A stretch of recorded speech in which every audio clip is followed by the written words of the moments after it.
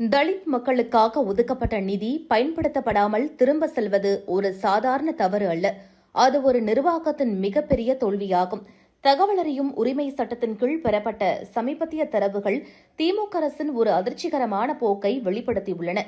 தாட்கோ எனப்படும் தமிழ்நாடு ஆதி திராவிடர் வீட்டு வசதி மற்றும் மேம்பாட்டுக் கழகத்தின் மூலம் ஒதுக்கப்படும் ஆதி திராவிடர் நல நிதியானது படிப்படியாக குறைக்கப்படுவதோடு அது பயன்படுத்தப்படாமல் வீணாகவும் போகிறது என்ற அதிர்ச்சியூட்டும் தகவல்தான் அது.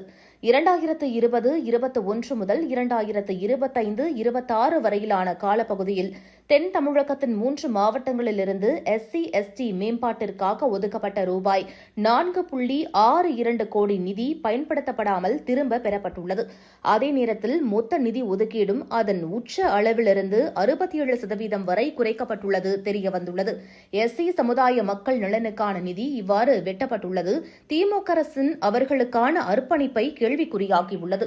2020-21 ஆண்டில் 19.21 கோடியாக தாட்கோவுக்கான நிதி ஒதுக்கீடு இருந்தது. இது திமுக அரசு ஆட்சிக்கு வந்த 2021-22 ஆண்டில் 12.31 கோடியாக குறைந்தது. 2022-23 ஆண்டில் 53.54 உயர்ந்து 2023-24 38.50 குறைந்தது.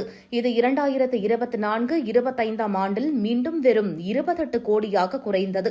நடப்பு 2025-26 ஆண்டில் மிக மோசமாக இது 17.57 கோடியாக வெட்டப்பட்டு சரிந்துவிட்டது.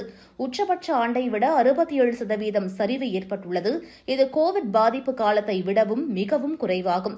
கோவிட் பெருந்தொற்றால் ஏற்பட்ட உலகளாவிய பொருளாதார சரிவுக்கு பிறகும் மோடி அரசாங்கம் நாட்டின் பொருளாதார வளர்ச்சியை உயர்மட்டத்தில் உறுதி செய்தது. இருப்பினும் திமுக அரசு நிதி ஒதுக்கீட்டை குறைக்கும் முடிவை எடுத்துள்ளது. பொருளாதார மீட்சி நடைபெற்று வரும் நிலையில் SC நல நிதியை ஏன் குறைக்க வேண்டும்? மேலும் தலித் மக்களுக்கான பணம் பயன்படுத்தப்படாமல் கிட்டத்தட்ட 4.62 கோடி நிதி திருப்பி அனுப்பப்பட்டது.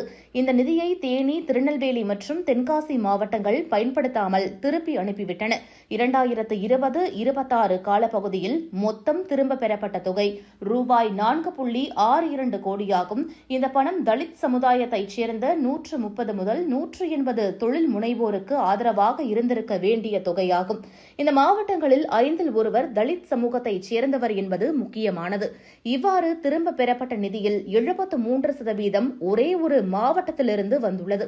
தேனி மாவட்டம் மட்டும் ரூபாய் 3.38 கோடியை திருப்பி அனுப்பியுள்ளது.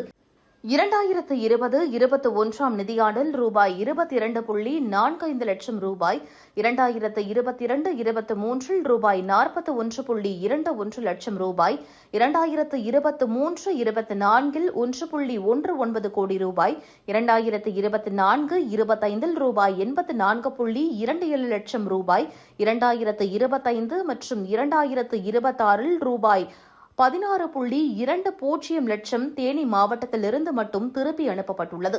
தேசிய குற்ற ஆவண காப்பகத்தின் 2023 ஆண்டு அறிக்கையின்படி 2021 மே மாதம் முதல் குற்றங்கள் கடுமையாக அதிகரித்துள்ளன. தலித் மக்களும் குழந்தைகளும் இதில் மிக மோசமாக பாதிக்கப்பட்டுள்ளனர்.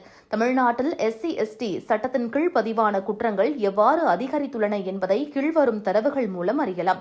2021 ஆண்டு SC/ST சட்டத்தின் கீழ் 1377 வழக்குகள் பதிவாகின. 2022 ஆண்டில் இந்த வழக்குகளின் எண்ணிக்கை 27.9% அதிகரித்து 1761 வழக்குகளாக பதிவாகின. அதேபோல 2023 ஆண்டு வழக்குகளின் எண்ணிக்கை 9.1% உயர்ந்து 1921 வழக்குகளாக பதிவாகின. 1968 ஆண்டு திமுக ஆட்சியின் கீழ் நடந்த கீழ்வெண்மணி கலவரத்தில் 44 தலித் மக்கள் உயிரோடு எரித்துக் கொல்லப்பட்டனர். அப்போது திமுக அரசு குற்றவாளிகளை பாதுகாத்தது.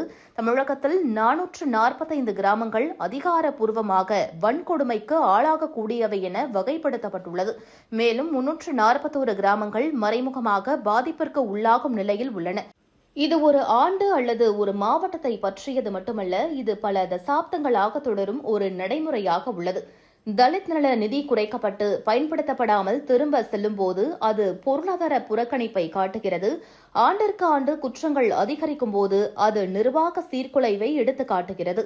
இது திமுக அரசின் அரசியல் தோல்வியை எடுத்துக் காட்டுகிறது.